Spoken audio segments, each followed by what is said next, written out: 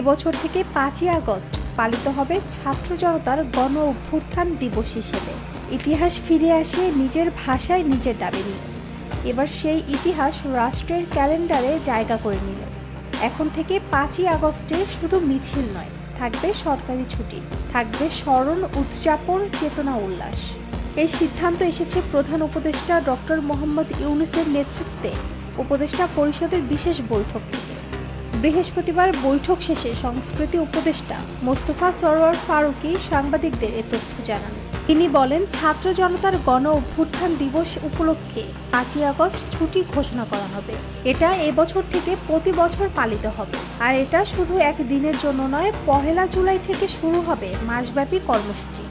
14 জুলাই থেকে শুরু হবে মূল আয়োজন, আর তা গড়াবে 5ই আগস্ট পর্যন্ত, যেখানে আমরা আবার দেখতে চাই সেই ঐক্য, সেই চেতনা, সেই বাংলাদেশ। এসেছে আরও একটি বড় সিদ্ধান্ত।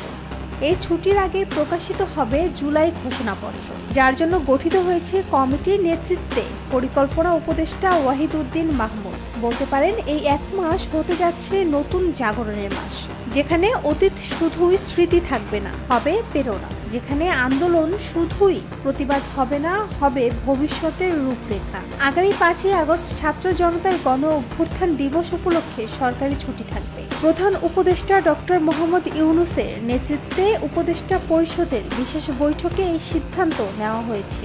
এ বিষয়ে শিগগিরই ঘোষণা দেওয়া হবে এবং জুলাইয়ে কি কি কর্মসূচি থাকবে তা আগামী সোমবার প্রধান উপদেষ্টার প্রেস উইং থেকে জানানো হবে। নুসরাত জাহান শম্পা, নিরপেক্ষ, ঢাকা।